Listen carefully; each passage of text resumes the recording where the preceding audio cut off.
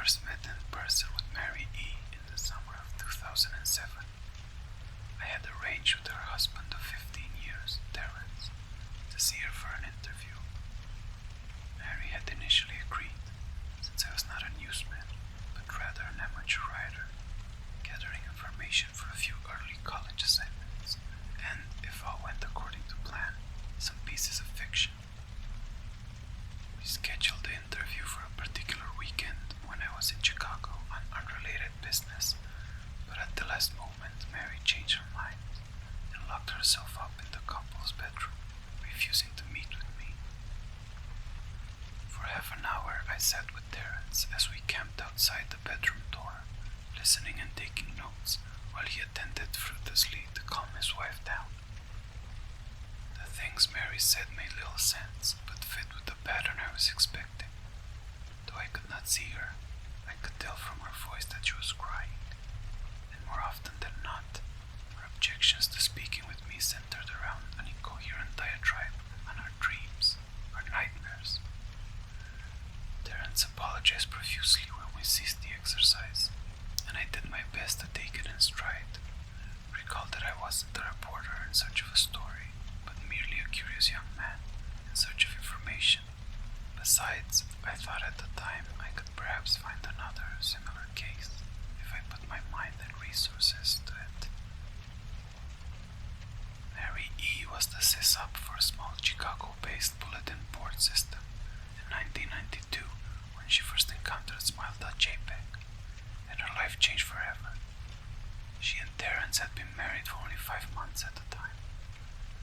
Mary was one of an estimated 400 people who saw the image when it was posted as a hyperlink on the BBS, though she is the only one who has spoken openly about the experience. The rest remain anonymous or are perhaps dead.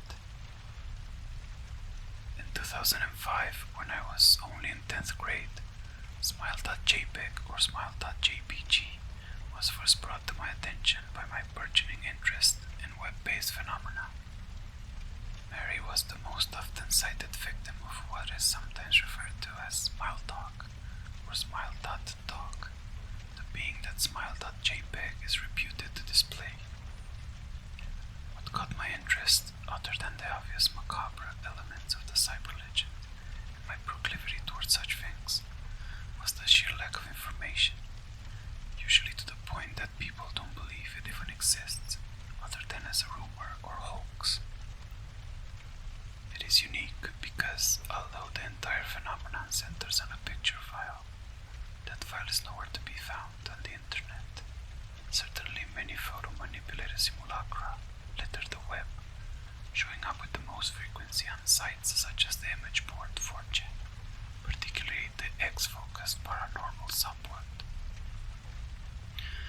It is suspected that these are fakes because they do not have the effect that true Smile.jpg is believed to have, namely sudden onset temporal lobe epilepsy and acute anxiety.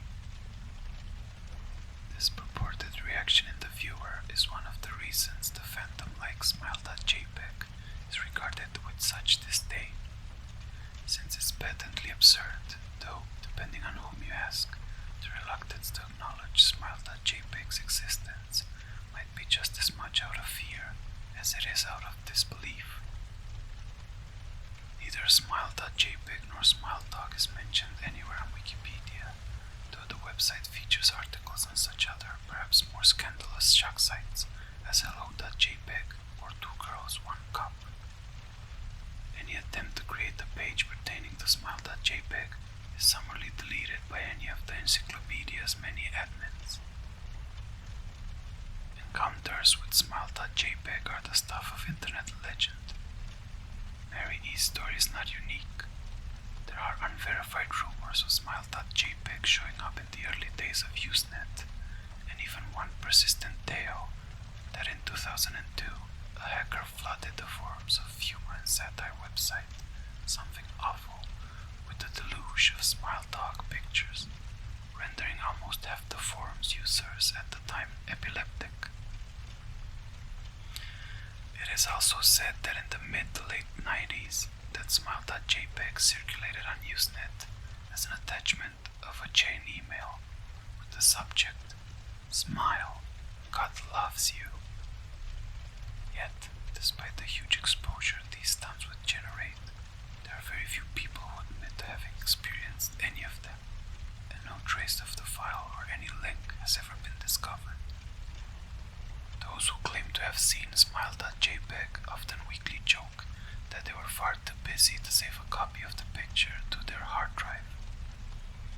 However, all alleged victims offer the same description of the photo. A dog-like creature, usually described as appearing similar to a Siberian husky, illuminated by the flash of the camera, sits in a dim-lit room, the only visible background detail being a human hand extending from the darkness near the left side of the frame. The hand is empty, but is usually described as beckoning. Of course, most attention is given to the dog or dog creature, as some victims are more certain than others about what they claim to have seen. The muzzle of the beast is repeatedly split in a wide grin, revealing 2 rows of very white, very straight, very sharp, very human-looking teeth. This is, of course, not a description given immediately after viewing the picture, but rather a recollection of the victims, who claim to have seen the picture endlessly repeated in their mind's eye during the time they were in reality having epileptic fits. These seizures are reported to continue indefinitely, often while the victims sleep, resulting in very vivid and disturbing nightmares. These may be treated with medication, though in some cases it is more effective than others. Mary E., I assumed, was not on efficient medication. That was why, after my visit to her apartment in 2007, I sent out feelers to several folklore and urban legend-oriented news groups, websites, and mailing lists, hoping to find the name of a supposed victim of Smile.jpg who felt more interested in talking about their experiences. For a time, nothing happened, and at length I completely forgot about my pursuits, since I had begun my freshman year of college, and I was quite busy. Mary contacted me via email, however, near the beginning of March 2008. The email read as follows: to jml@email.com, from Mary E. @email.net. Subject: last summer's interview. Dear Mr. L., I am incredibly sorry about my behavior last summer when you came to interview me. I hope you understand that it was no fault of yours, but rather my own problems that led me to act out as I did. I realized that I could have handled the situation more decorously. However, I hope you'll forgive me. At the time, I was afraid. You see, for 15 years I have been haunted by Smile.jpg. Smile Dog comes to me in my sleep every night. I know that sounds silly, but it is true. There is an ineffable quality about my dreams, my nightmares, that makes them completely unlike any real dreams I have ever had. I do not move and do not speak.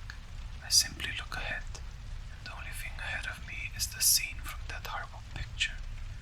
I see the beckoning hand, and I see Smile Dog. It talks to me. It is not a dog, of course, though I am not quite sure what it really is. It tells me it will leave me alone only if I do as it asks. All I must do, it says, is spread the word.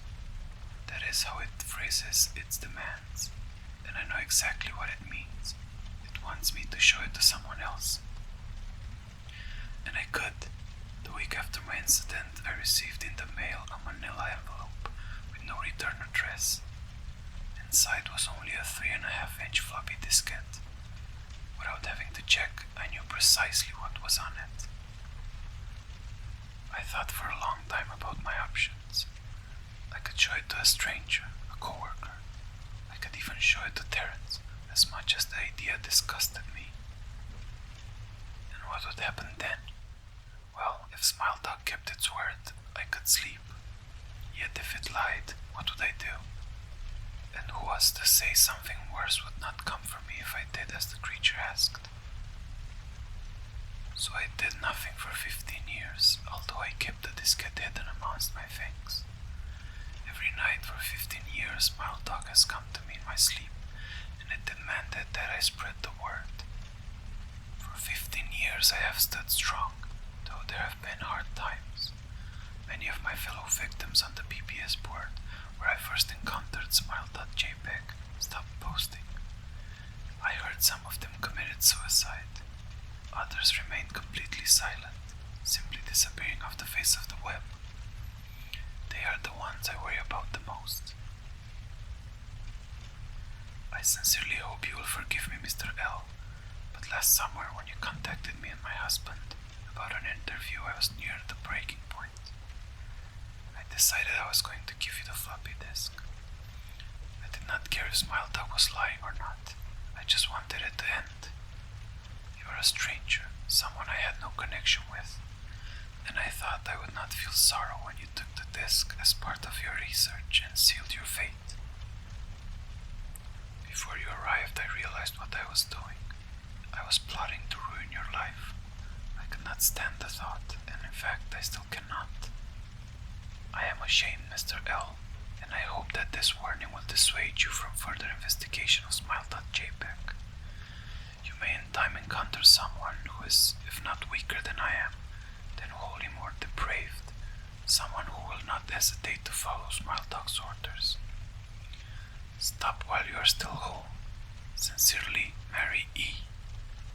Terence contacted me later that month with the news that his wife had killed herself. While cleaning up the various things she'd left behind, closing email accounts and the like, he happened upon the above message. He was a man in shambles.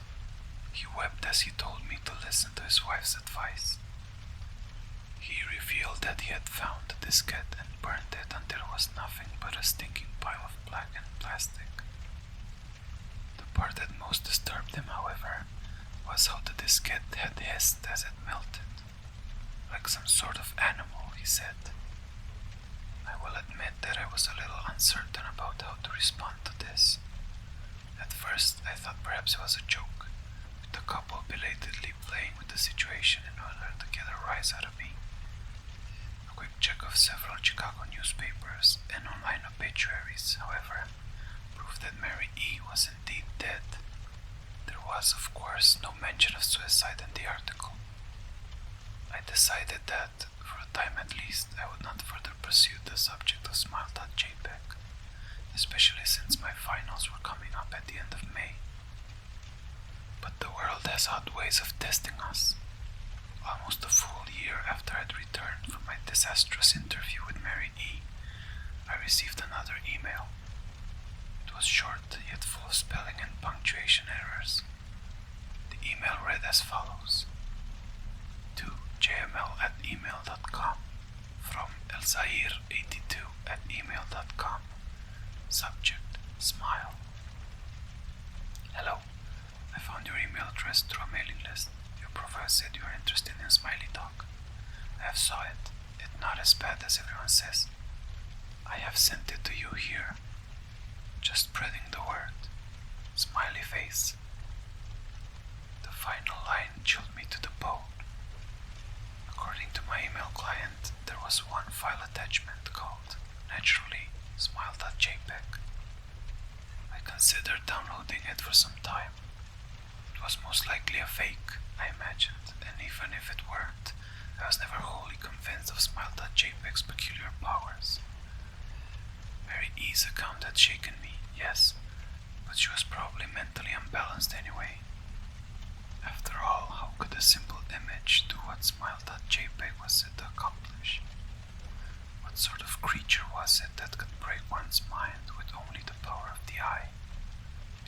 And if such things were patently absurd, then why did the legend exist at all? If I downloaded the image, if I looked at it, and if Mary turned out to be correct, if Smile Talk came to me in my dreams, demanding I spread the word, what would I do? Would I live my life as Mary had, fighting against the urge to give in until I died? Or would I simply spread the word, eager to be put to rest? And if I chose the latter route, how could I do it? Whom would I burden in turn? If I went through with my earlier intention to write a short article about Smile.jpg, I decided I could attach it as evidence. And anyone who read the article, anyone who took interest, would be affected. And even assuming the Smile.jpg attached to the email was genuine, would I be capricious enough to save myself in that manner,